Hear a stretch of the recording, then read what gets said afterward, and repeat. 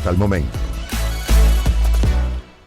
Lo más destacado sigue siendo, por supuesto, el tema político electoral, por lo menos para nosotros los venezolanos, pues muy atentos de cara al 28 de julio a las presidenciales. Y con Benigno Alarcón, abogado, director del Centro de Estudios Políticos y de Gobierno de la Universidad Católica Andrés Bello, vamos a revisar lo que ha sido el proceso hasta ahora, pero particularmente un tema como el de la ampliación de los centros electorales, sobre lo cual ya se pronunció también. ¿Cómo está? Bienvenido, profesor.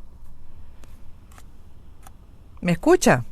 Hola, buenas tardes. Disculpa que tenía el micrófono cerrado y no me había dado cuenta. No se preocupe. Nada, un honor estar contigo nuevamente, como siempre.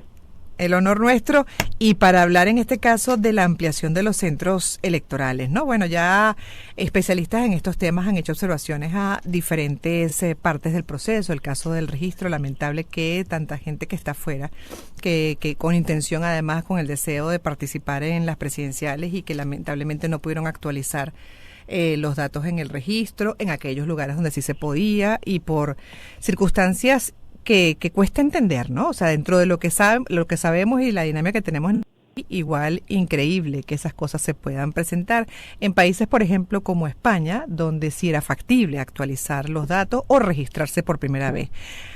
Profesor, pero bueno, esto es algo con lo que se sabía, pues había que lidiar. Y el caso de la ampliación de los centros, usted opinaba que quizá también es pues una estrategia para dificultar, ¿no? También el proceso de votación. ¿De qué manera? Así es, Gladys. Bueno, nada de lo que estamos viendo, como tú bien lo decías, nos debe extrañar, porque básicamente nosotros estamos yendo hacia unas elecciones bajo un régimen que no es democrático, no lo dice Benigno Alarcón, lo dicen todos los índices internacionales que miden democracia en el mundo, y básicamente los regímenes cuando no son democráticos pero hacen elecciones, aunque suene contradictorio, la mayoría de los regímenes no democráticos hacen elecciones hoy en día, bueno, las hacen a su manera, las hacen de manera que puedan decir que ganaron o que puedan generar condiciones para poder ganar esas elecciones, y ahí es donde entran, digamos, actitudes de esta naturaleza, donde se busca, bueno, que muchos electores no puedan votar, donde se busca que algunos candidatos no puedan participar, prohibir algunos partidos políticos y otros trucos, por decirlo así, para tratar de ganar una ventaja en el proceso electoral y tratar de ganar la elección aunque se sea minoría. Eso es básicamente lo que tenemos. Y allí, como tú bien señalabas al principio de esta conversación, bueno, entra todo el tema de lo que ha sucedido con el registro electoral, resultado, digámoslo así, muy lamentable, pero esperable, porque el gobierno sabe que mientras más gente vota, pues más votos habrá en su contra, porque es lo que dicen todos los estudios de opinión hoy en día. Y en relación a la ampliación de los centros, pues la lógica es similar. La lógica es dificultarle a la oposición el tener testigos, con lo cual, al aumentar el número de centros, que se ha aumentado casi en 2.000 centros, casi todos de una sola mesa, pues obliga a la oposición a tener presencia en lugares más allá de los testigos que en principio había calculado, estimado que necesitaría. Y en algunos de estos centros, entiendo, algunos con un acceso complicado, porque algunos están ubicados dentro de Misión Vivienda, etcétera, etcétera, con lo cual se hace mucho más difícil la presencia de testigos.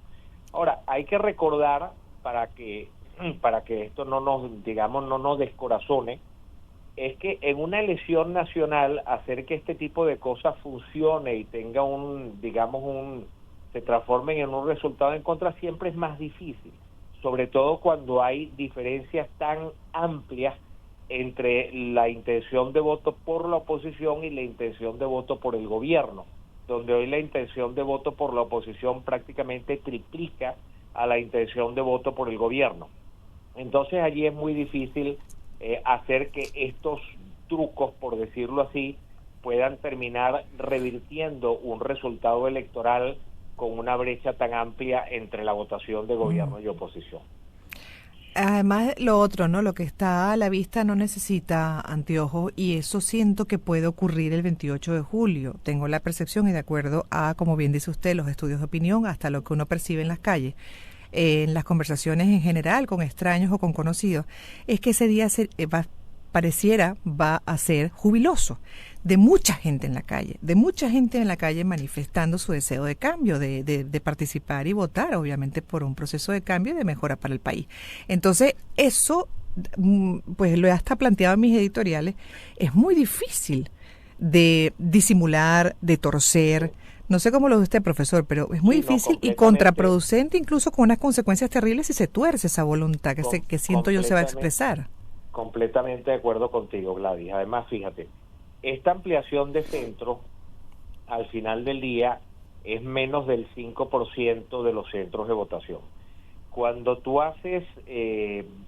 buscas cuidar el voto, además de tener testigos en toda la mesa, claro, que es lo que la oposición debe tener, tú también tienes otras metodologías, por ejemplo, de análisis estadístico de los datos, donde recoges, digamos, actas de votación en una muestra que sea representativa de todos esos centros de votación para entender cuál es la tendencia, para entender qué es lo que está pasando.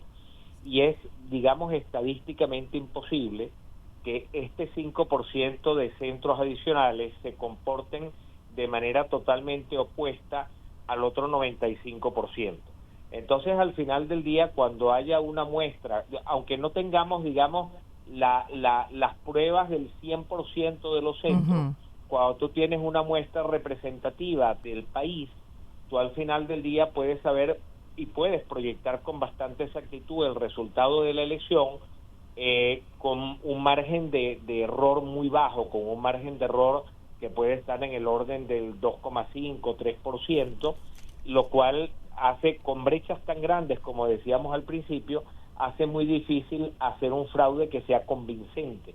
Tú no le puedes decir a la gente que hay unos pocos centros que justamente era donde a lo mejor la oposición no tuvo testigos, que se comportaron en sentido diametralmente opuesto al resto del país.